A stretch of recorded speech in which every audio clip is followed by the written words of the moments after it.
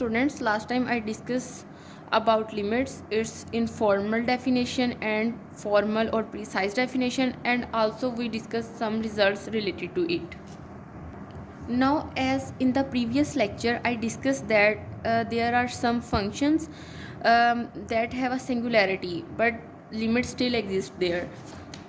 For example, we discussed this function in which the function is not defined at one but at this point, but limit still exists there.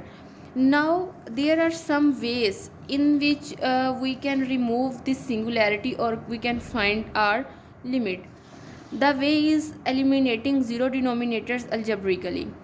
For example, if the denominator is 0, cancelling common factor.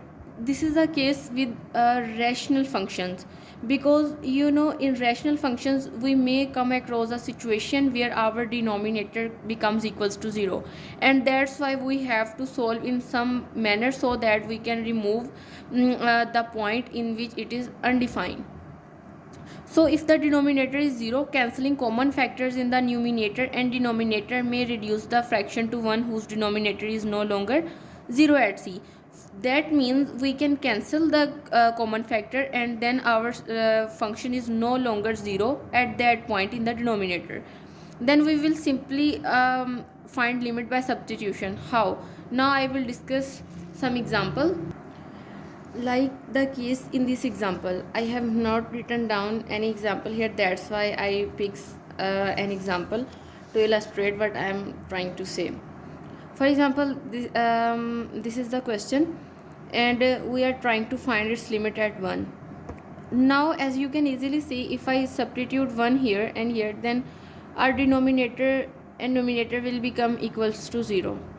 That means we cannot solve it in some manner. But if I make its factors and cancel them with each other, for example, if I make its factor, then I will get x minus 1 and x plus 2, and it's divided by x into x minus 1. Then it will be cancelled with each other, and we are left with limit x approaches to 1 x plus 2 over x. And if I now substitute the limit, then it will give us some proper answer, not equals to just it is not undefined. So in this way we can cancel the common factor and get our desired result.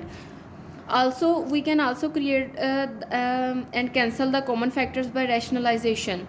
For example, we rationalize functions and then we can find its limit. For example, if I write a question here, limit x approaches to 0, square root of x square plus 100 minus 10 over x square. Then we can easily rationalize by changing its middle sign, like x square plus 100 plus 10 over x square plus 100 plus 10.